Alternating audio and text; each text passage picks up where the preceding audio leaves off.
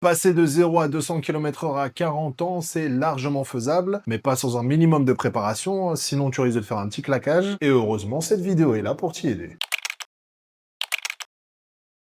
Si tu te réveilles tous les matins la tête dans le fiac et qu'il faut t'envoyer 3 cafés dans le museau pour démarrer, si à 16 heures t'es vidé alors que t'as rien fait de réellement physique, c'est pas forcément lié à l'âge et je vais te le prouver tout de suite. Personnellement, à 40 ans, j'ai plus d'énergie que j'en avais à 25. Bah oui, ça peut paraître bizarre, mais c'est la réalité. La fatigue chronique de la quarantaine, dans l'immense majorité des cas, c'est pas forcément une fatalité biologique. C'est souvent la conséquence de 4 choses qu'on fait mal sans réellement le savoir. Allez, je te refais une petite introduction à la YouTube histoire de faire monter un peu le suspense. Le tout premier de ces changements touche un truc que ton médecin ne regarde presque jamais. Le deuxième est exactement l'inverse de ce qu'on te conseille. Et le dernier, souvent le plus simple, est celui que personne n'applique réellement. Alors reste jusqu'au bout et tu auras 4 leviers concrets, activables dès aujourd'hui, avec des bienfaits visibles dès cette semaine. Pas encore une fois de la théorie à 2 balles inapplicable, mais ce que j'ai moi-même fait et mis en place en tant qu'infirmier et en tant qu'homme de 40 ans qui refuse de subir. T'es prêt? Top à la vachette. Au fait, moi c'est Yacine, infirmier depuis 19 ans, coach privé, et j'accompagne les hommes de 35 ans et plus à optimiser leur physique, leur système hormonal et leur mental. Mon objectif est simple, monter une armée de 35 ans et plus solide que la majorité des jeunes de 20 ans.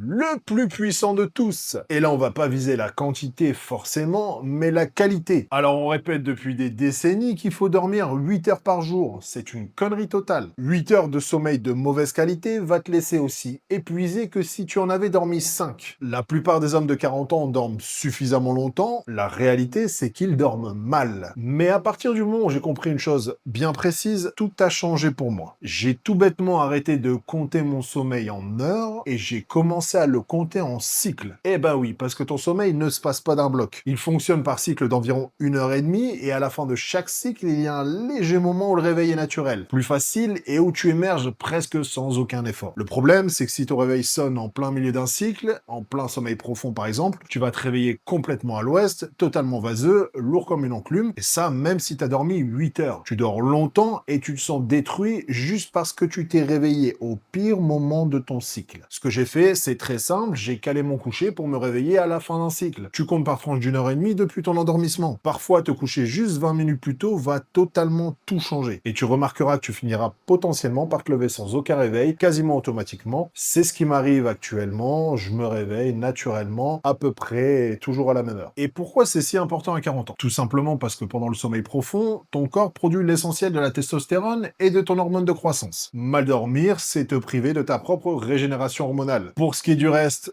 heure de coucher fixe, même le week-end, plus d'écran dans l'heure qui précède l'endormissement, chambre fraîche et totalement noire. En 3 semaines, je me réveillais avant mon réveil, et le café, je le prenais réellement pour le plaisir et plus forcément pour me réveiller.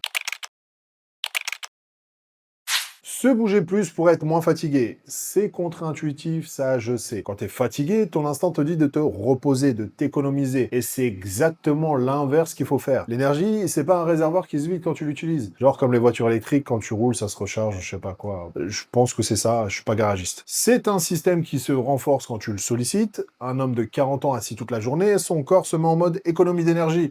Moins tu bouges, moins tu produis d'énergie et plus tu te sens fatigué et vidé. Par contre, te bouger les fesses et aller à la salle pour soulever des poids, c'est le signal le plus puissant que tu puisses envoyer à ton corps pour qu'il produise de la testostérone et donc pour que tu aies un regain d'énergie. Ce que j'ai mis en place, mais qui était déjà mis en place bien avant, c'est des séances de musculation correctes, intelligentes et bien structurées. Plus du mouvement dans la journée, comme marcher, me lever toutes les heures. Et le paradoxe, c'est que plus je bougeais, moins j'étais fatigué. Et ce deuxième changement décuple réellement l'efficacité du premier. Bah oui, parce que si tu bouges la journée, forcément le soir tu seras un peu plus fatigué, mais une meilleure fatigue, et du coup tu dormiras beaucoup mieux.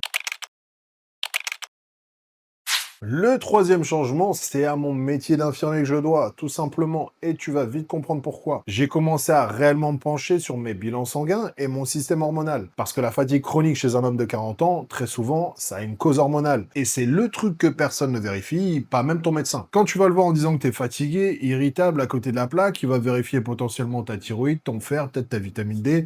Ah, c'est cool, hein, mais il regarde presque jamais ta testostérone en détail. Et quand il la regarde, il se contente de la totale. Alors que ce qui compte, c'est la libre, c'est celle que ton corps peut réellement utiliser. Un homme de 40 ans avec une testostérone basse, il va être fatigué, sans drive, sans motivation, il va prendre du gras, il va dormir mal, il aura plus de libido. Et il va mettre ça sur le compte de l'âge ou du stress, alors que c'est mesurable, explicable et dans la majorité des cas même, rectifiable et réparable. Ouais, ça fait beaucoup de mots en hable. Encore une fois, tout le monde s'en fout, mais je raconte ma vie. Personnellement, je fais un bilan sanguin complet tous les 6 mois. Je suis transparent, je suis sous optimisation hormonale et ça fait partie de ce qui me donne mon énergie. Et c'est ce qui m'a réellement permis de tenir le coup dans des moments très difficiles, que ça soit professionnel ou personnel. Et j'en ai vécu des épreuves de merde. Mais attention, ce n'est pas un raccourci. La TRT sans les fondations, c'est-à-dire sans sommeil, sans entraînement, sans une bonne hygiène de vie, ça sert à rien. On va reprendre le fameux exemple que j'aime bien de la cerise sur le gâteau, comme si t'as une cerise sur le gâteau, mais pas de gâteau. Eh, c'est dommage. Ce que je veux réellement que tu retiennes, c'est qu'avant de mettre ta fatigue sur le compte de l'âge, fais un vrai bilan sanguin, tu serais pas à l'abri d'une surprise. Il doit être complet, bien analysé et par quelqu'un qui sait encore une fois ce qu'il regarde. Ça va radicalement et ça peut radicalement changer ta vie. Bon, on a vu 3 changements et qu'en est-il du 4e? Eh ben, il a rien à voir avec le physique, mais il est pourtant essentiel. C'est souvent le plus simple à comprendre et le plus dur à appliquer parce qu'une partie de ta fatigue à 40 ans n'est pas physique.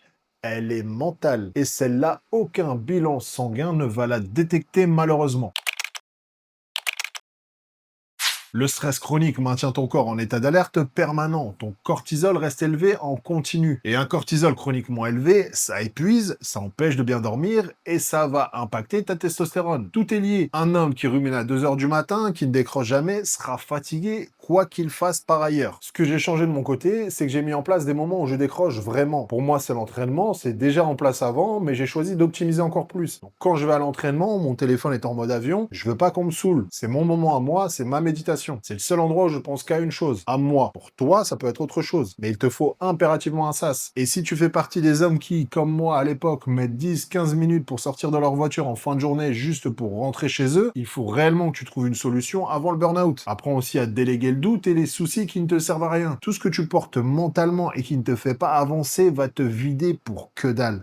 Débarrassant. Alors certes, c'est plus facile à dire qu'à faire, mais crois-moi, si j'ai réussi, tu peux aussi le faire et j'ai d'ailleurs fait une vidéo là-dessus et le lien il s'affiche encore quelque part à l'écran. J'ai pas l'habitude de ces trucs-là, moi. Ça peut-être là. Clique, c'est pas grave.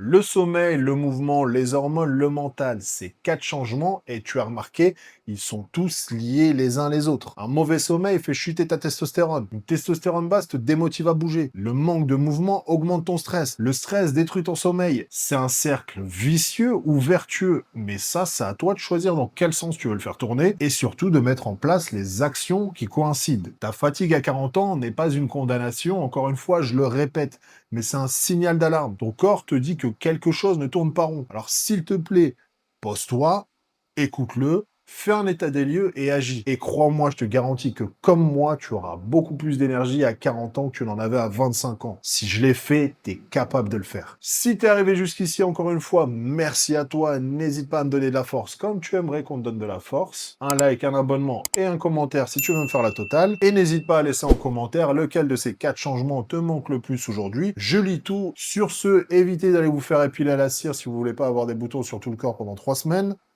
À la prochaine.